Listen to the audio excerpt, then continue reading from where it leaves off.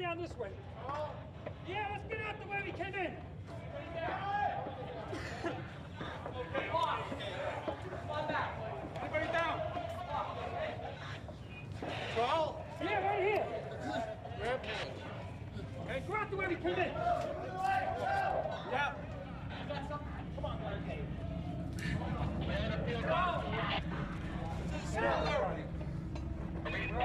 Come on, guys. All right, guys. Everybody. Right here.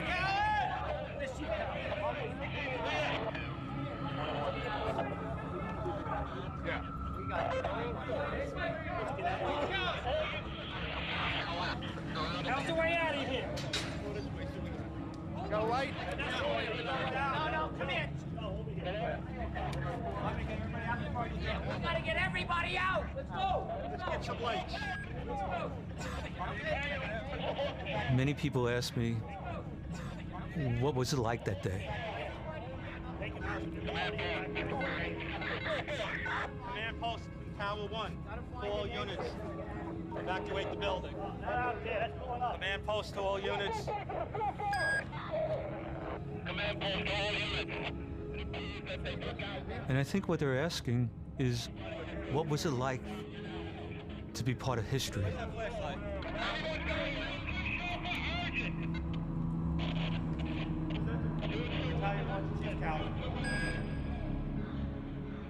And then I tell them my story.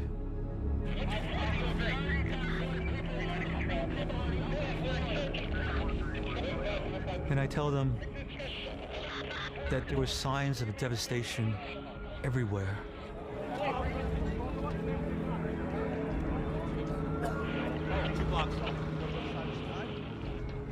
But there were also signs of hope.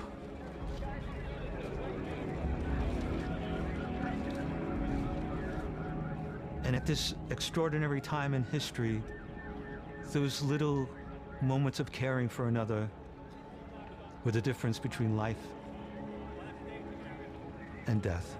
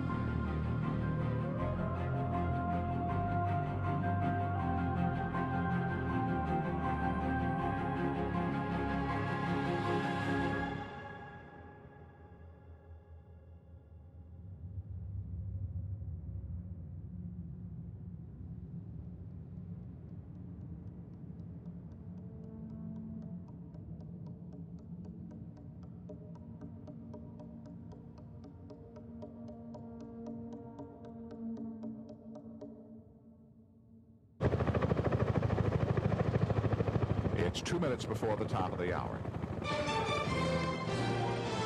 AP Network News. Good morning, I'm Ross Simpson. Air Jordan is apparently ready for takeoff. Former NBA superstar Michael Jordan is on his way back to the NBA. President Bush is going to get an earful from Republican members of Congress when he hosts the annual congressional barbecue tonight at the White House. The president visits a school today to tout his education proposals before heading back to Washington. Laura Bush travels to Capitol Hill. I woke up at 6 o'clock to the ringing of a phone. The meeting that I was supposed to attend was moved from the Marriott Midtown to the Marriott at World Trade. Watch your step, please. Thank you. Good morning. Good morning. Good morning. Thank you. Watch your step, please. This meeting was very important. And I shared a lot of the details with Ruth, my sister. And she said, Ron, you know, stand out. And I said, look, I have a new suit and a nice bright yellow tie. And Ruth thought that was perfect for this meeting.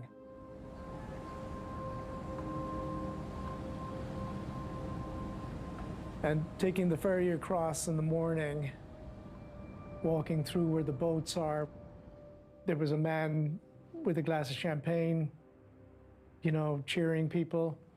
And he passed a comment that I had a good suit on. You know, he said, that's a good suit. So I felt very confident that things look good, not a cloud in the sky. Let's get this meeting over with.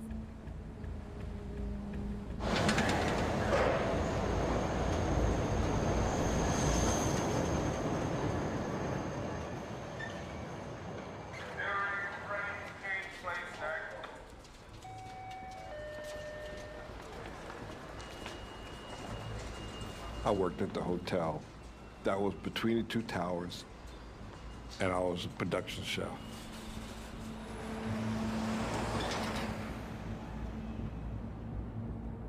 The Greenhouse restaurant at the back of the hotel was all glass, so when you look up, you had the two towers going up. And when you look out, you had the courtyard.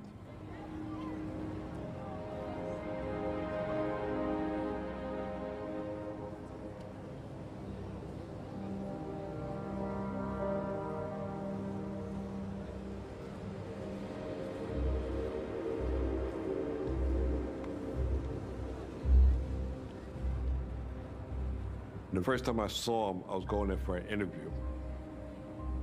It was like love at first sight. They're massive. And they go literally into the sky.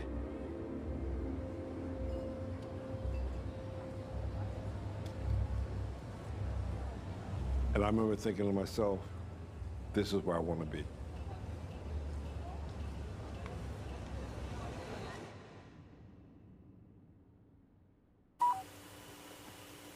American 11, climb maintain level 350.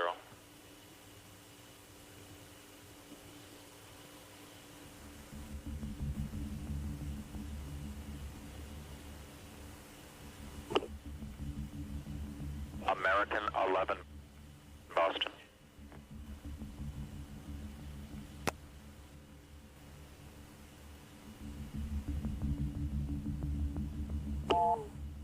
This is Adam. This is Boston. I turned American 20 left, and I was going to climb. He will not respond to me. Looks like he's turning right.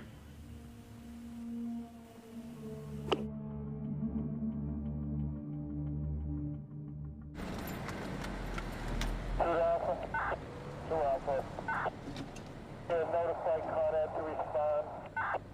10-4. I was a battalion chief in the 1st Battalion. And my responsibility was for the tip of Manhattan.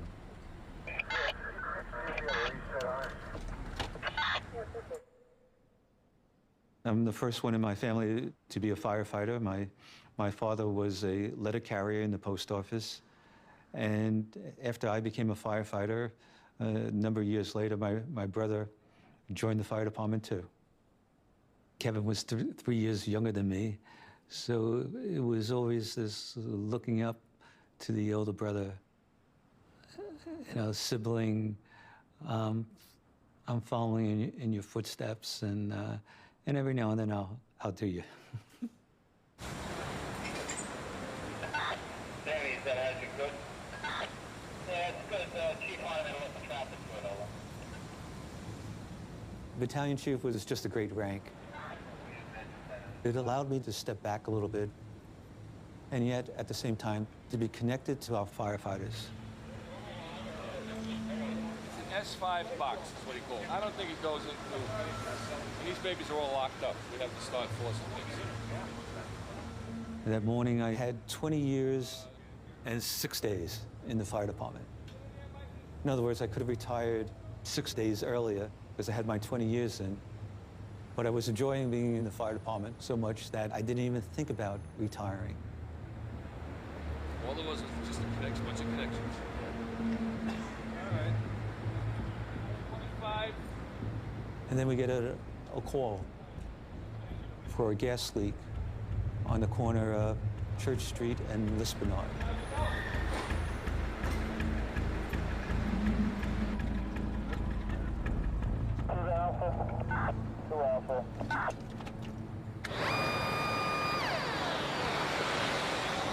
Gas main's right here, right alongside this. The gas line looks like a 6-inch gas main, it says.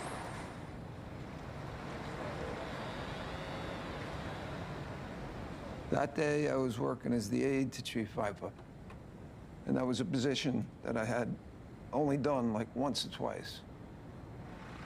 Tell me of several manhole covers that have blown.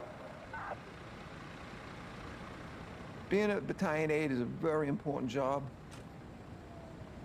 But I was always a truck guy. I love being in the truck because you get to break down doors, break windows. It was like being a big kid. Listen, we were never looking forward to people's houses burning down. That wasn't it.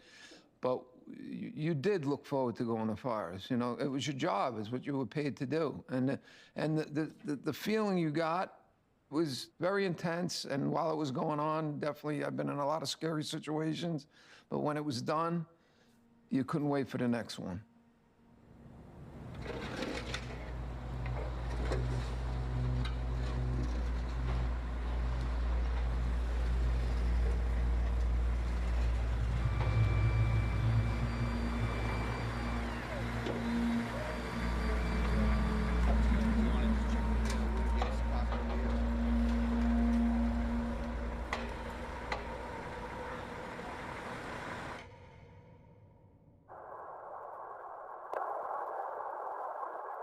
Hello? Yes, hello? What is your name? Okay, my name is Betty Ong. I'm number 3 on flight 11. Okay. There's somebody staffed in business class, and we can't breathe in business class. Somebody's got mace or something. Someone is what in business class? I'm sitting in the back. Somebody's coming back from business. If you can hold on for 1 second. They want to know who's being staffed food, you know? I don't know, but Karen and I got staffed. Okay. Our number 1 got staffed. Nobody knows who staffed who, and our 5 has been staffed. Can anybody get up to the cockpit? Can anybody get up to the cockpit? I think the guys are up there.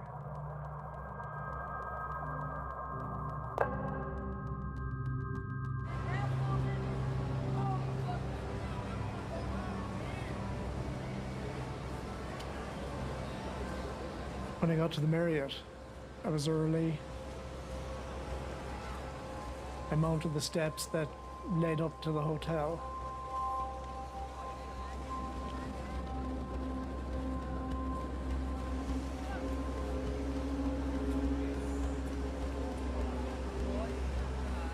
People were generally just fussing about, walking about, and just preparing for their day.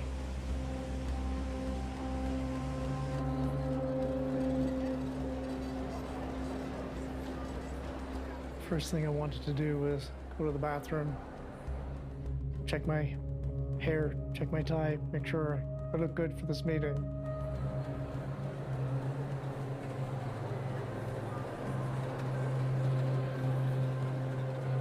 So when I came back out, still had time to spare. I walked around the lobby of World Trade Center, always in awe of the Tree of Life windows. And then I walked back and sat down in the hotel lobby.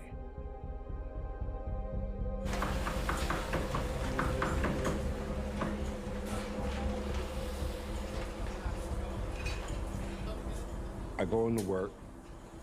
It was already open for breakfast. A very, very busy day because we had like 2 parties that day.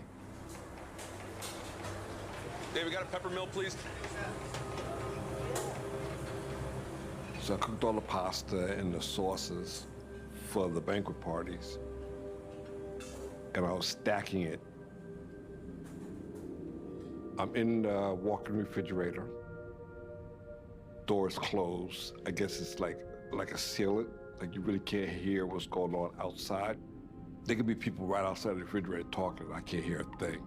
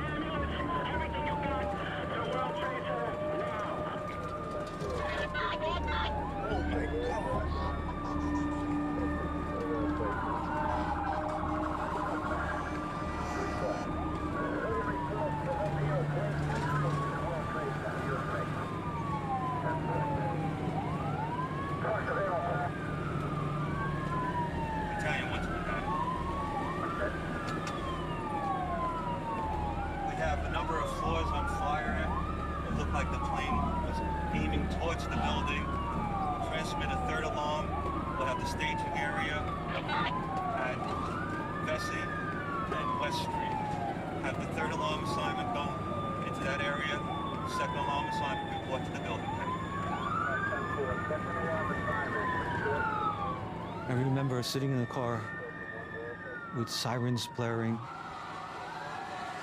air horns from the engines and the trucks, and lights on. I remember saying to myself, let me slow down my thinking. Realizing I was going to the largest fire of my life. And initially, I was going to be in command.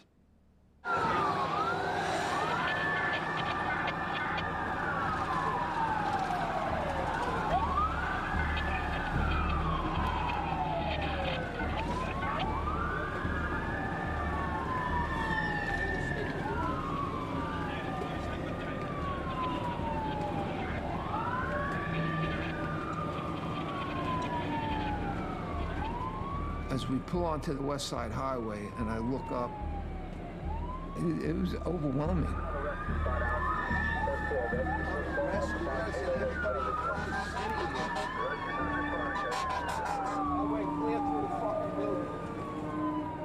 I could see that the plane went directly through the building. And I see that there's gaping holes in Tower 1. So the ride seemed like an eternity, you know? My mind was racing. It was an extremely frightening feeling. It really was.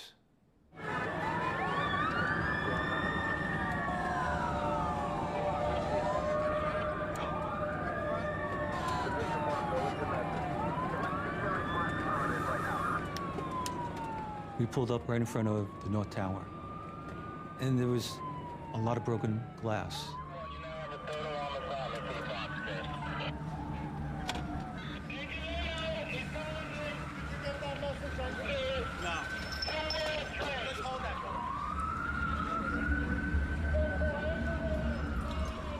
I got out of the car, I put on my gear, and I walked into the lobby.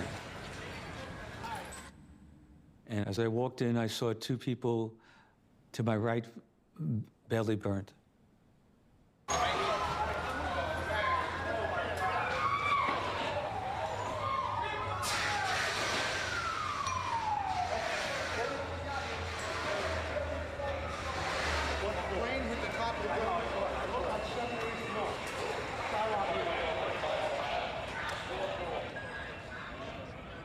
My instinct was to help them, but I knew that wasn't my job. My job was to take command. And I knew we had firefighters would come in and take care of them.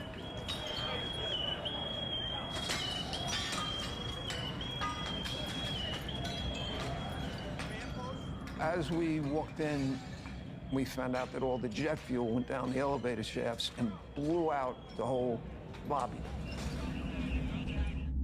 So anybody standing in the path of that blast was dead. You know, maybe 20, 30 people I just seen, you know, basically burnt to death on the floor.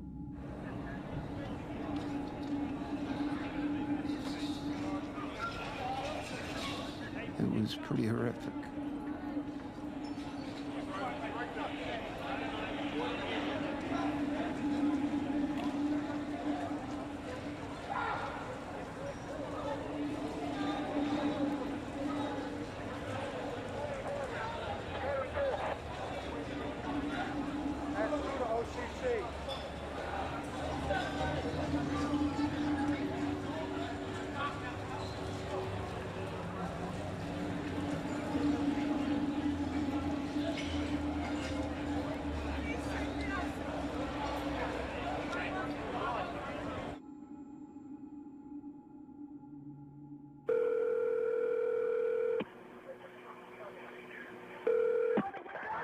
It's the fire department.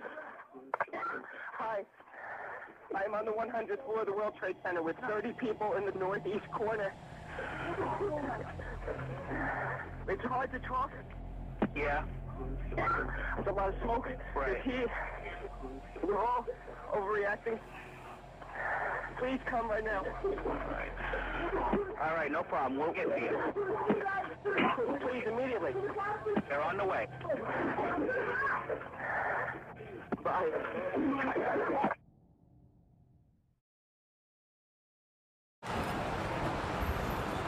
Scott. Yes. Smashing the Twin Towers.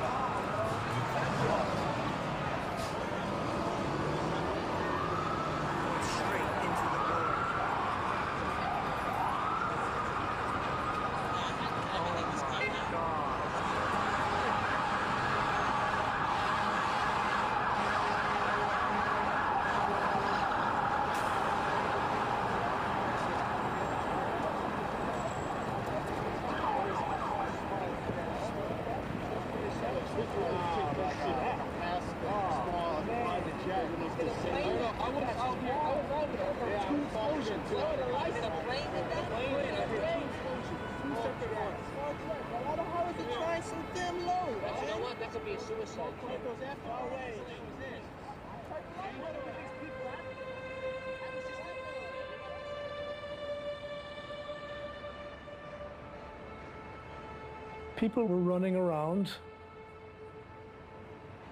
and I could start to smell kerosene in the hotel lobby. So I walked over to the revolving doors, and it looked out.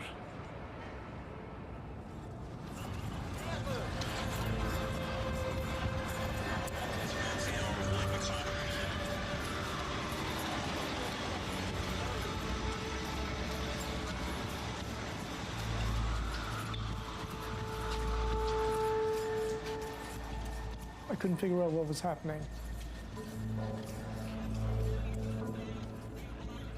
And I saw this woman coming through the haze with her hands out.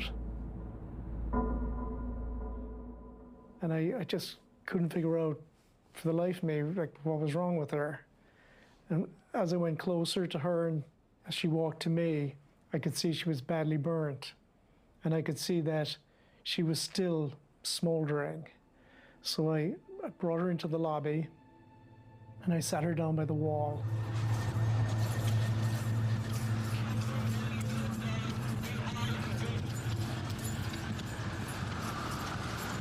She said she couldn't see and that there was a ball of flame.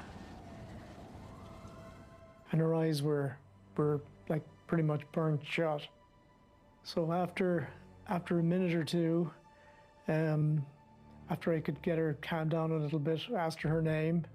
Said her name was Jenny Ann Maffeo. And she said she was on her way to work. And then she said, "Holy Jesus, Mother of God, don't let me die."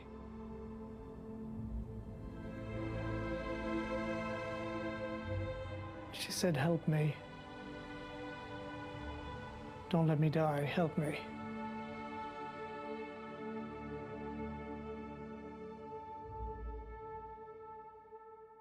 Chief! We haven't found an elevator yet. You don't have an elevator yet? Did you get that? Any elevators working? We haven't found one elevator. Captain Tardio came back to me and said he couldn't find an elevator that was working. So that meant that firefighters had to climb. And to the top would be 110 stories. Elevators. Elevators. What do you got going? Nothing is running. You find out, see if you get any freight, anything going up?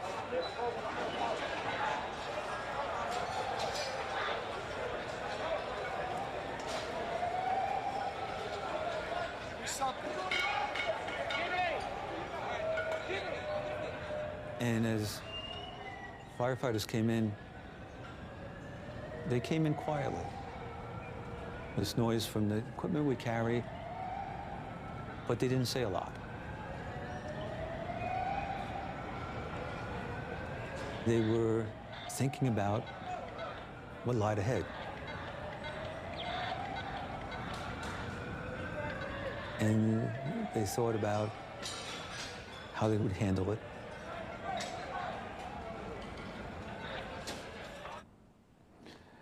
And I could remember one lieutenant coming up to me, lieutenant from Engine 33, not saying a word.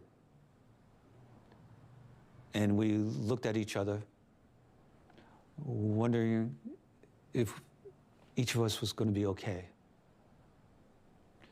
And then I told that lieutenant, as I told many other officers that came in, I said, take your firefighters, go upstairs. As you go up, evacuate the building, and then go up to the 70th floor where you'll regroup so we could rescue those that are trapped.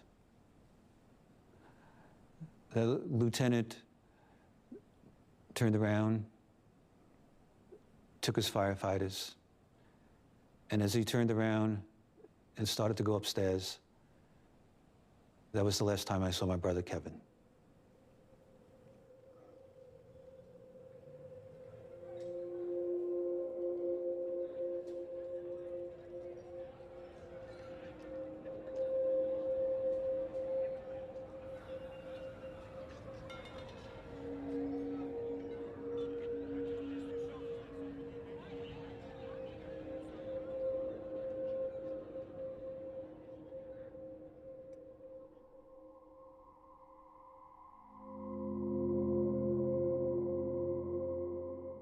We had a long way to go.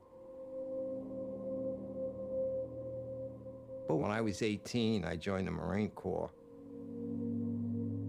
And I remember in boot camp, it rung back in my head a jingle that we used to say when we were marching, 1, 2, 3, 4, I love the Marine Corps. And that's what that popped in my head when I was climbing the stairs. That old jingle from the Marine Corps in boot camp. It just came right back. It was amazing, because I hadn't thought about that for, my God, over 30 years. And it just all came back to me, you know. And it helped me get through, helped me climb those stairs.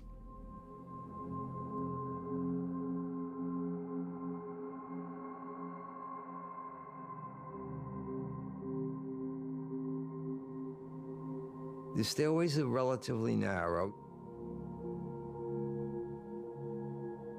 but everybody handled themselves very well.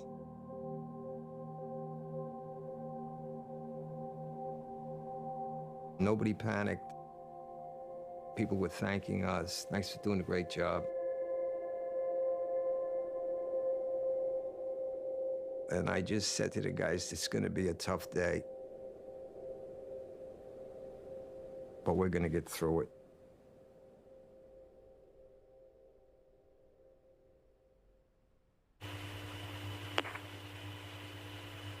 Yeah, 175, recycle your transponder and squawk code of 1470.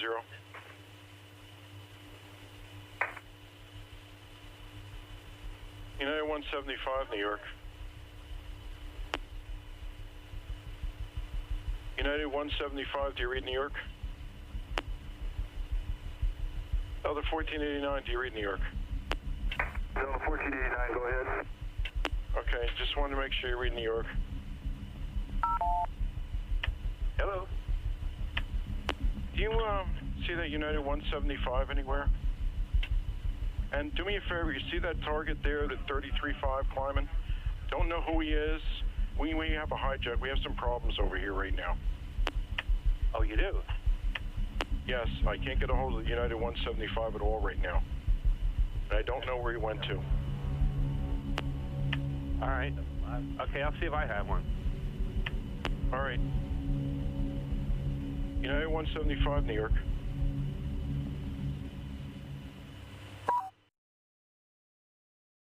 Fucking plane or something hit the World Trade Center. Something happened at the World Trade Center. It's not good. Mike and I are here. Yeah, we're both standing here. We're looking right at it. It's unfucking believable. So, did you try to call? Mike, there's a tree falling down from the face. See it? See it falling? All right, I love you. Bye. I will. I got somebody with me. We're fine. All right, bye. Mike, let's go check it out. Come on.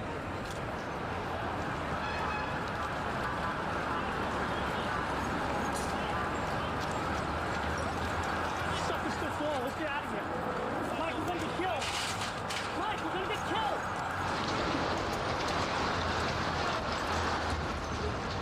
Mike! Mike!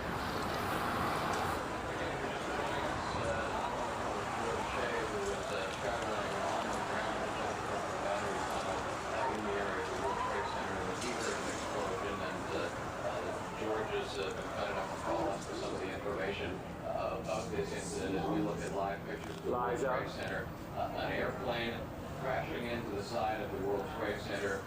This happening is as far as I can tell. It's a plane crashed into it. And live pictures from the scene. George, again, tell me, you saw people drop to the street in front of you.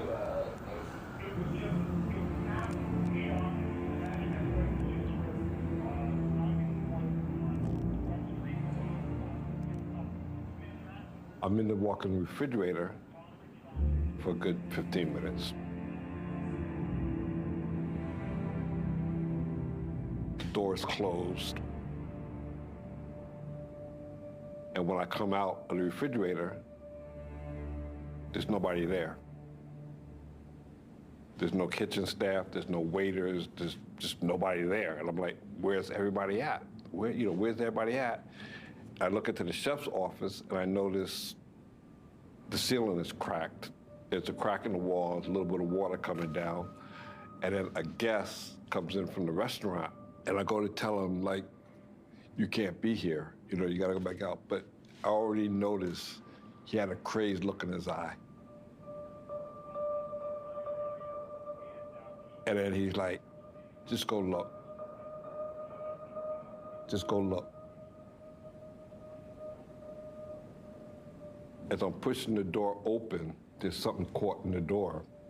I'm looking at it thinking, it's a dead animal. So I'm like, what is this, you know, what is this dead animal doing here? And I look closely, and it's an arm. And then I get ready to go back in. He said, no, no, no, no, no. Go outside and look.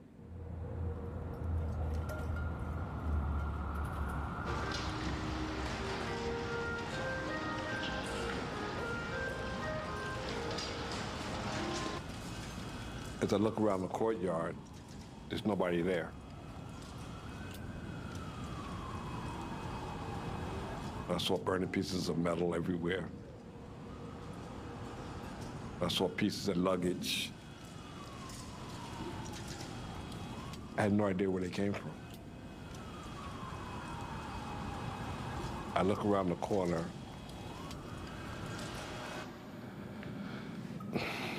And there's bodies everywhere. As far as I can see, it's like just broken up bodies. Like, that's all I can see, maybe 100 bodies just broken up into little pieces, just arms and legs and heads and everything. And like, so like right away I'm freaking out. And then a body comes falling out the sky and lands right in front of me. Just boom, like loud, and just like breaks up when it hits the ground. And then like a friend of mine, I don't even know where he came from. He's like, did you see that, Kevin? Did you see that? And it's like, yeah, I saw that. So now we're trying to figure out how to get out.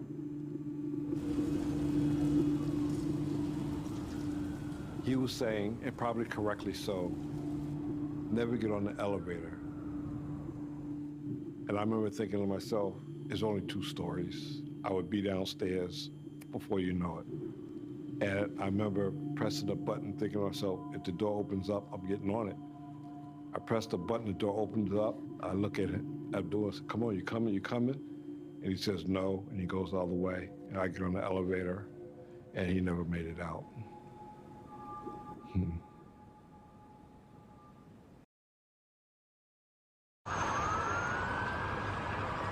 listening to live, continuous coverage of a plane crash into the World Trade Center this morning. This is 1010 Wins WINS New York. I'm James Faraday.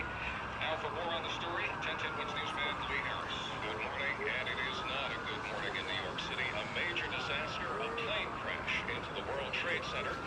We're on the line with 1010 Wins account executive Joan Fleischer, a witness to this terrible unfolding scene.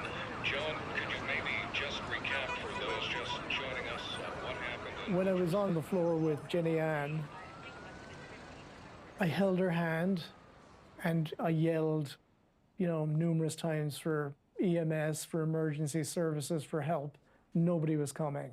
People were just running by one after another. And I got concerned.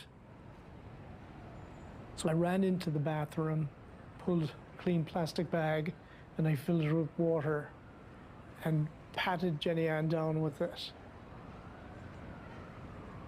And I could see that Jenny Ann's clothes were fused into her skin.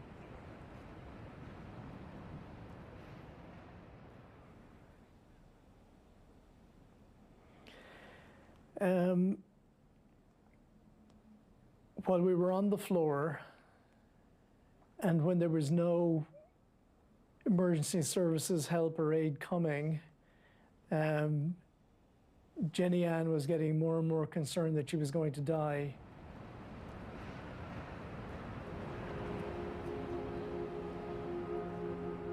She said, "Sacred Heart of Jesus, save me. I don't want to die." And I said, "Are you Catholic?" She said she was. So I said to her, "Let's say the Lord's Prayer."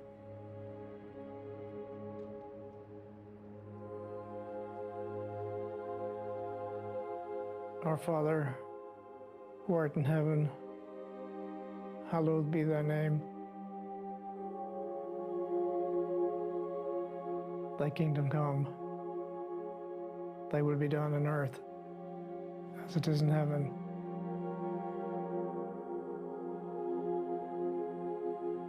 Give us this day our daily bread, and forgive us our trespasses,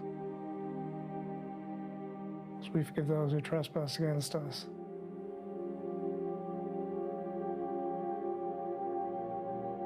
And lead us not into temptation, but deliver us from evil.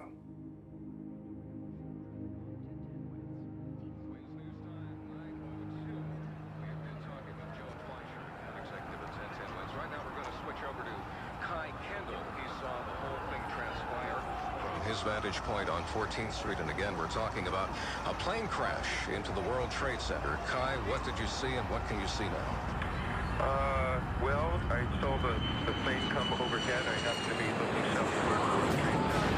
There's now another explosion occurring right at this moment in the other building.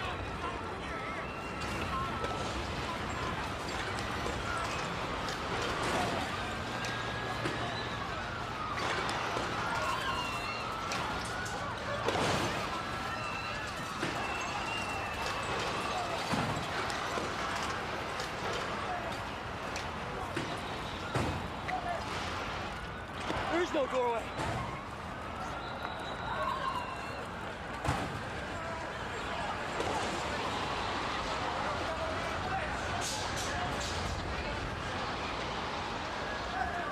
Scott, let's get the fuck out of here. Get the fuck out of here.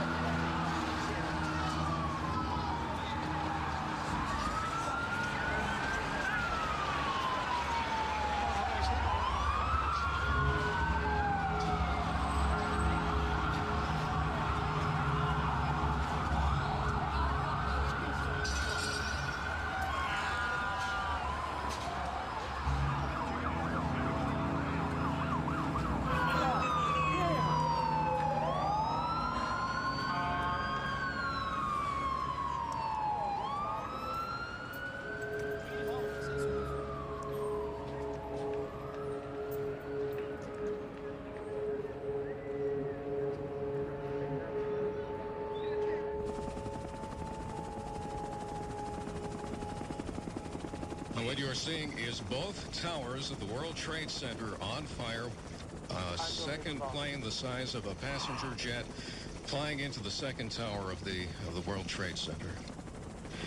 And this is a horrible tragedy unfolding in New York City on this, what was a bright sunny morning.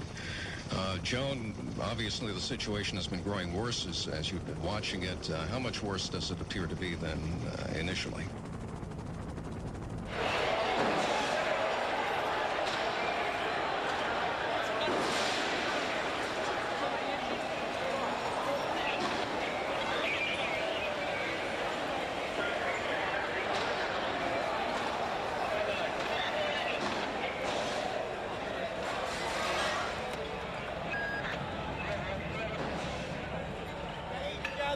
Stay together.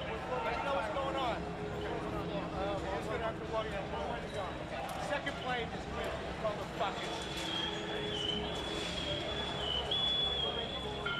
Yeah. There's from.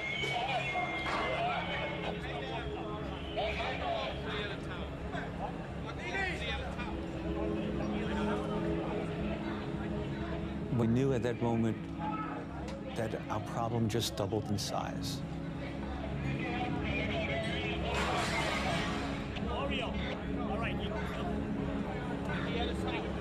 So at that point, we met in a football huddle. And Deputy Chief, the Division Chief, Pete Hayden, gave us an order.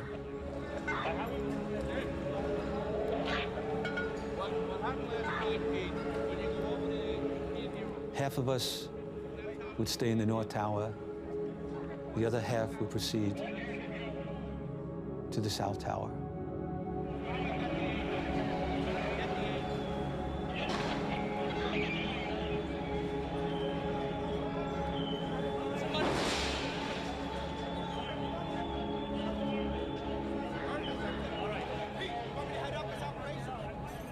Then it was my turn. It was my turn to go stand in front of Chief Hayden.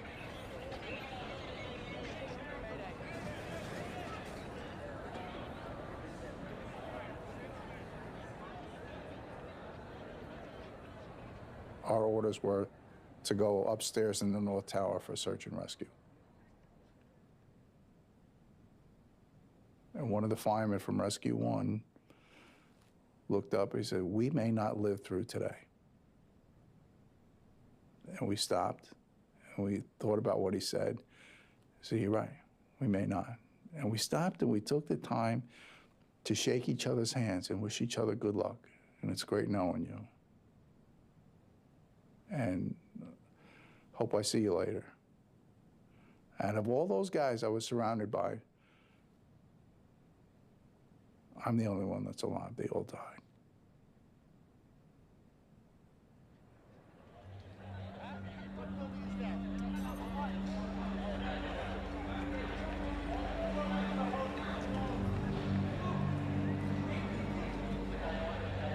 So I walked over to where my guys were standing by, guys from Ladder 6.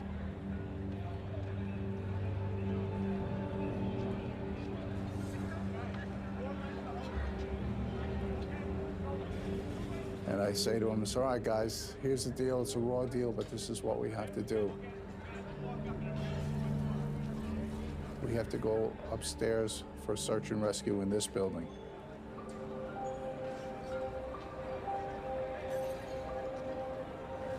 And the last thing I told them was, "They're trying to kill us, boys. Let's go."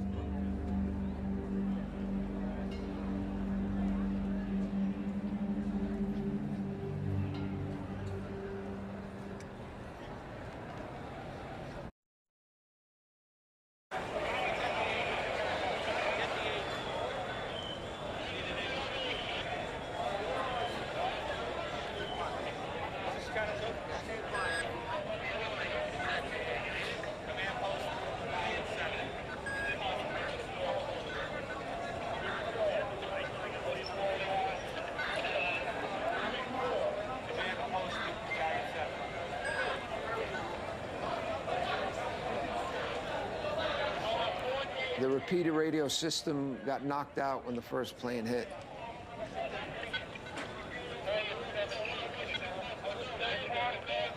So Chief Piper's having a horrible time trying to get in touch with anybody on the upper floors.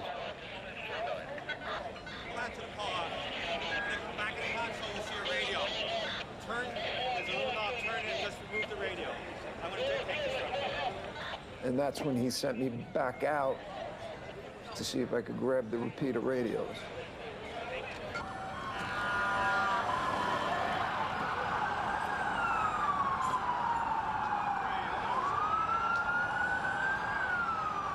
When I stepped out of the building, it was absolute chaos at this time.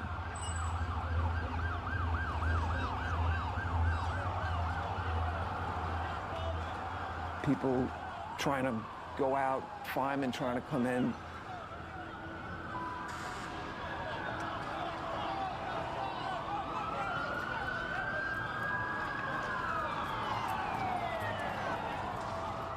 And I look up,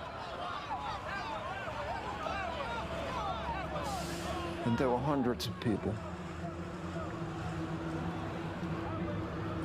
hanging onto the building.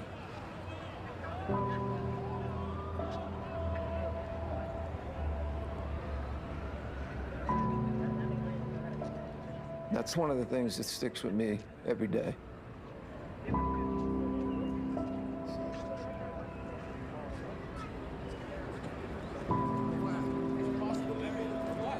Look, another man. Oh, God Almighty. Oh, God Almighty. Oh, God Almighty. Oh, God.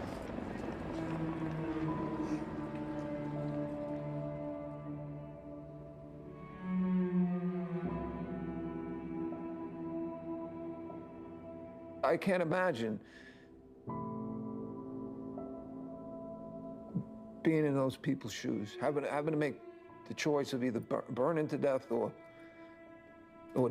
I mean, jumping and knowing you're dying. Horrible. That's absolutely horrible. Poor people.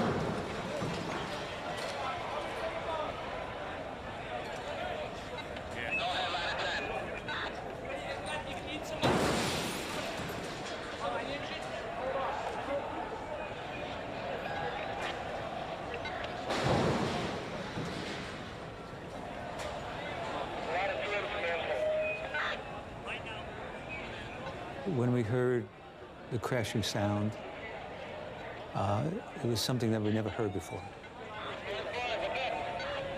Now we're going to cancel out. Got the repeater on. Put your radio to channel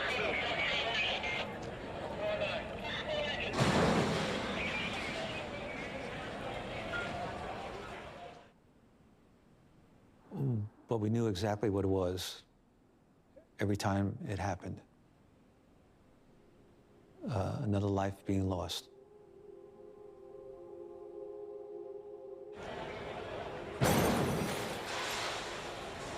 And it would rattle us for a couple seconds.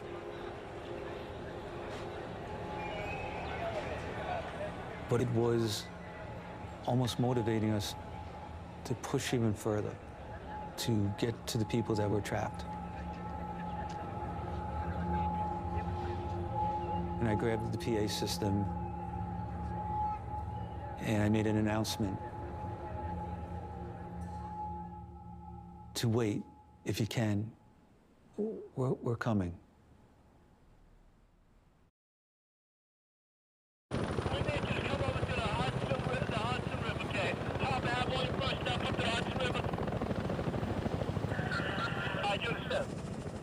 Aviation 6, okay. Aviation 6%, okay. Be advised that on the 106th floor, the floor is crumbling. People are trapped at that location. Yes, got it, Central.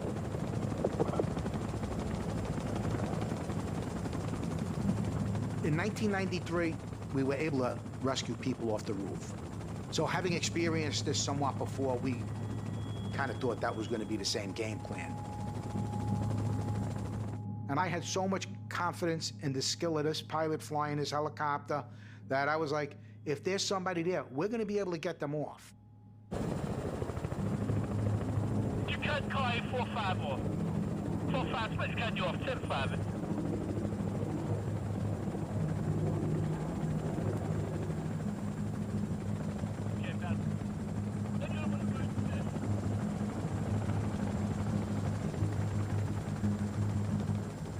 But as we're approaching, you could start to see the size and scope of this.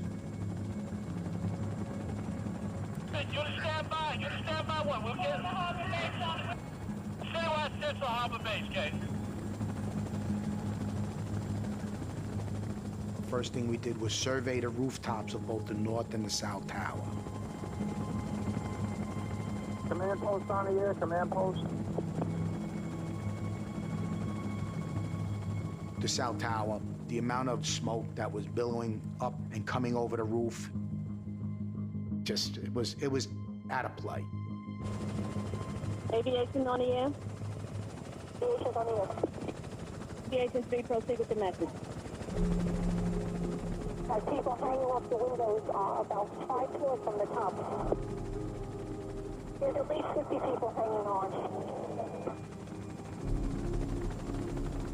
We proceeded over to the North Tower, and there was an opening by the northwest corner. Quarter central. 57 truck 1, proceed, thanks. We're taking a look at the northwest corner of the north building. I could make out the little pebbles on the roof. I could see the individual pebbles. That's how close we were. More hanging on the side of the building, on the Church Street side.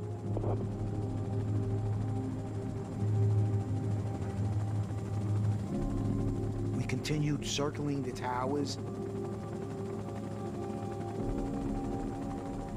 If we could have saw somebody there, we would have made a try, but there was nobody up there.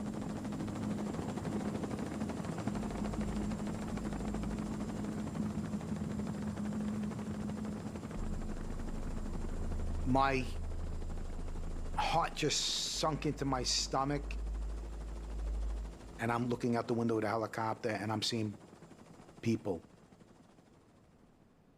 I'm seeing mothers, I'm seeing fathers, I'm seeing brothers, I'm seeing sisters, literally, and standing on the damaged portion of the building what looked like white napkins, handkerchiefs, tablecloths, and they were waving them to let us know we need assistance. You know, we need assistance. Can you help us? And there were so many, and there's nothing you can do, but you're witnessing it. You're watching it.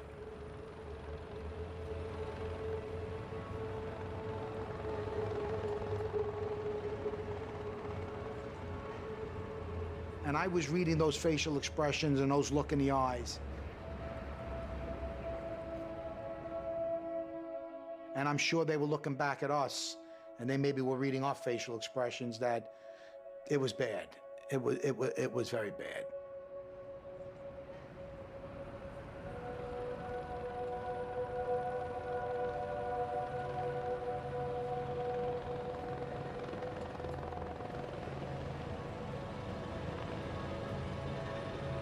There was nothing he could do for us.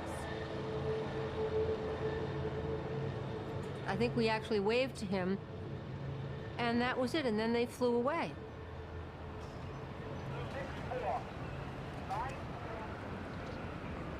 So I told everybody to call their families.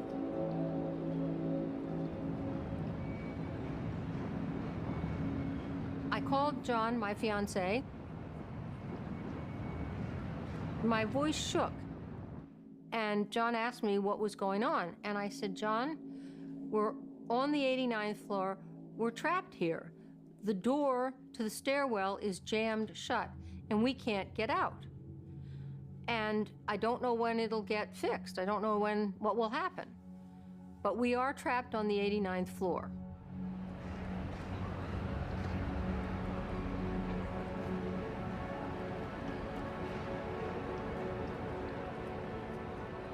I think at that time, when we were making our phone calls, there were probably a lot of people throughout the World Trade Center making similar phone calls, calling friends, family, loved ones, and communicating probably fear, anxiety, and love. I think all of those emotions were just running rampant throughout everybody.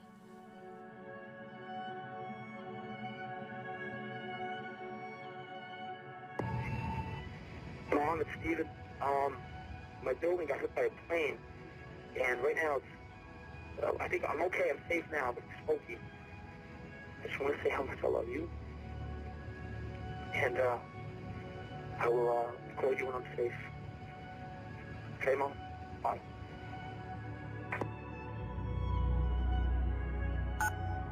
Hon, I love you. I don't know what's going on. Tell the kids. Save this message your whole life.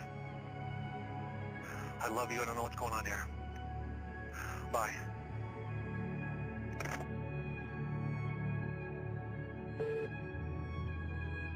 I just wanted to let you know I love you, and I'm stuck in this building in New York. There's lots of smoke, and I just wanted you to know that I love you always.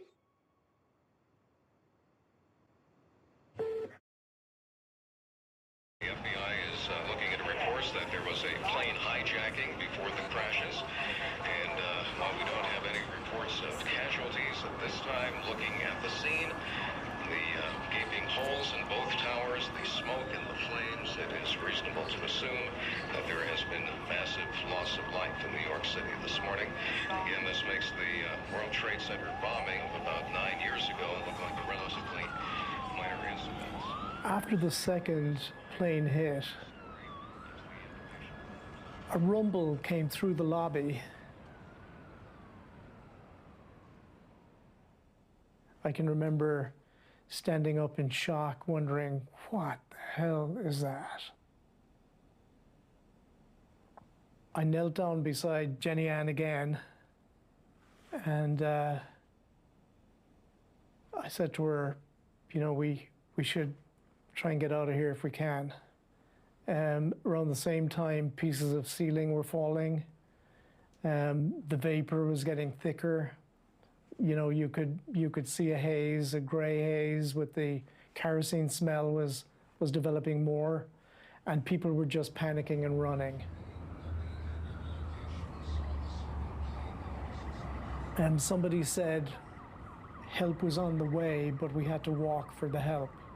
That help was on the opposite side of the highway. And as I entered the street, a fireman approached me with a white helmet. Always remember him, and he just said, Jesus, he said, for fuck's sake, get out of here as fast as you can, run. And so I asked Jenny Ann if she could run, and she said she could. And so our group ran across the West Side Highway.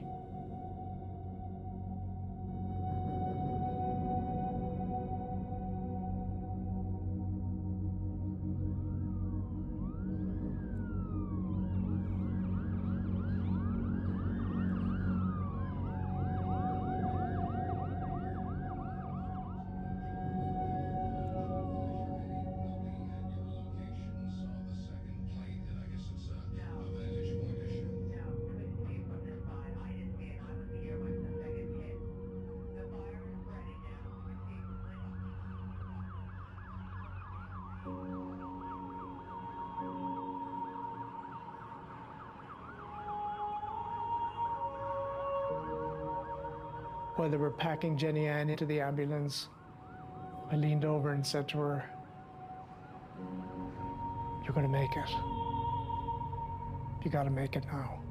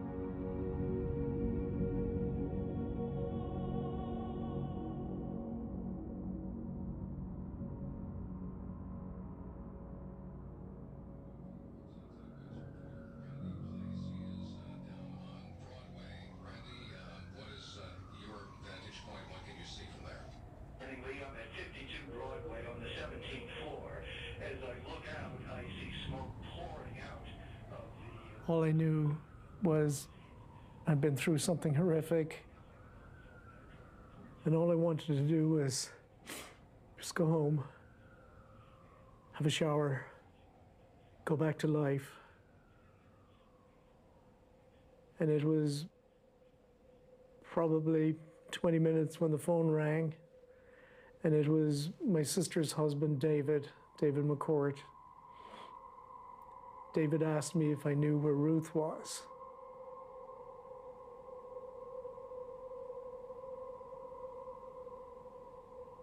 Ruth was a little bit over a year and a half younger than me.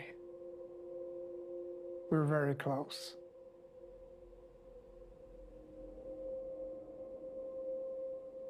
Juliana was Ruth's daughter, the most loveliest child you could imagine. And David caught me by surprise. I'm like, David, like, why don't you know where she is?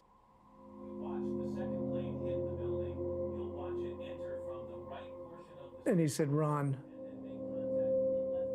they were going to California. They were on the plane that left Boston. United 175.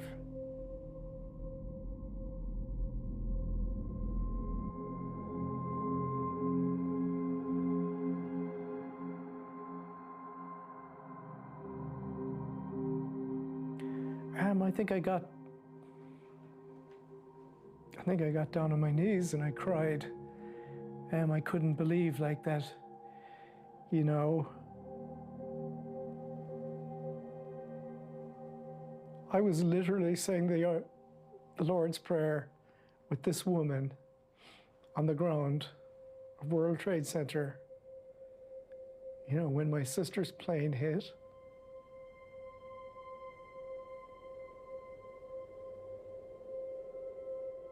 You know, the most special people were killed.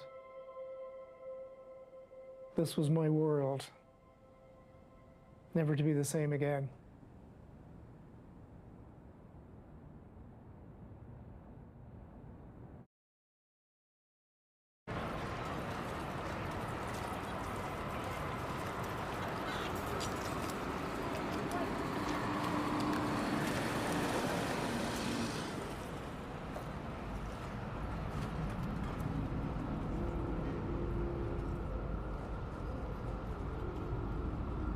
The smoke was so thick, it was hard to see.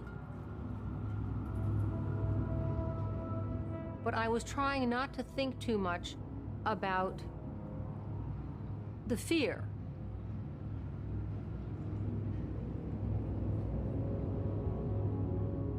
So I would go out and check the door, and it was always jammed.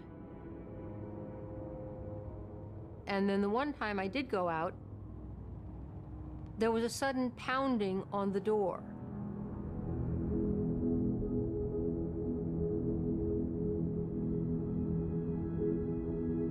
And I saw these two white hands coming through.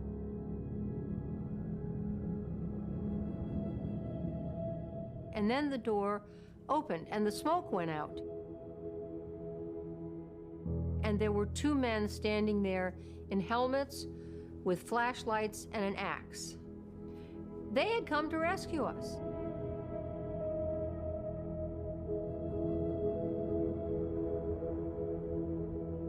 They told us to get out, go downstairs, and run. And they went up to rescue more people. And I also learned that they did not survive.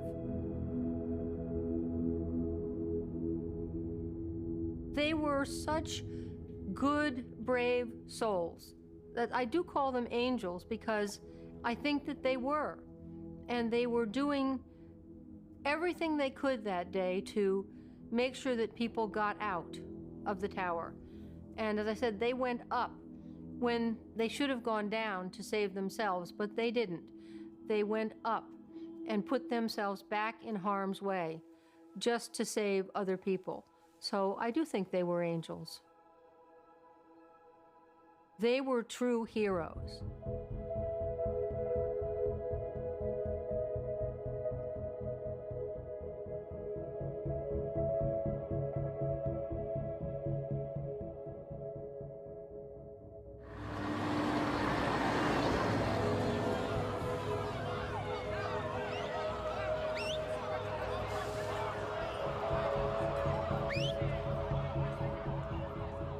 Every firefighter and every first responder knew this was dangerous.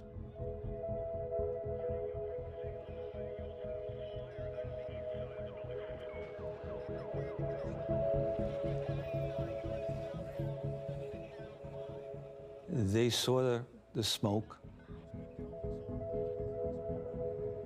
and the flames coming from the top of the building.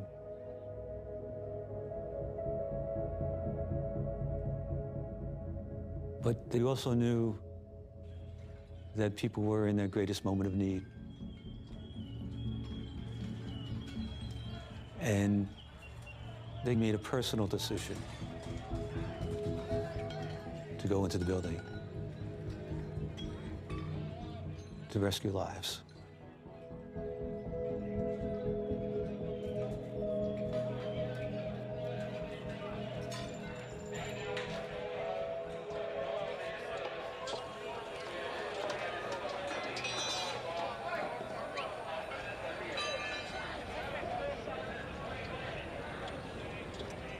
But in the lobby of the North Tower,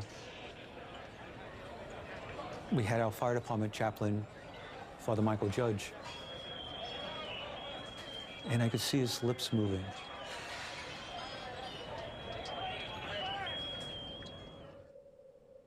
Because he was praying. It was almost like there's something bad about to happen.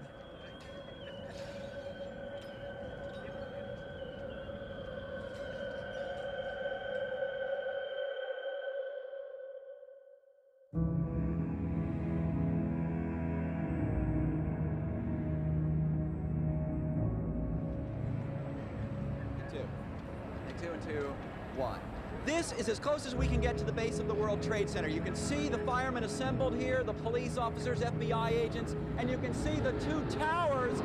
A huge explosion now raining debris on all of us.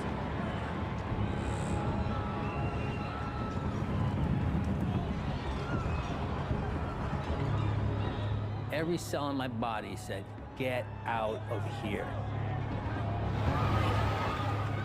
Yoily, in! And he's telling me to cut his leg off.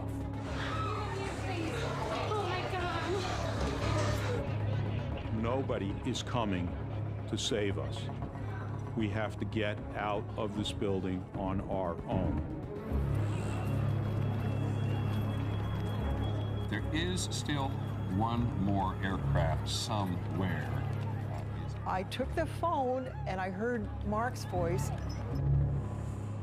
He said, "Mom, I just want to tell you I love you. There are 3 guys on board who've taken over the plane, and they say they have a bomb. You believe me, don't you, Mom?"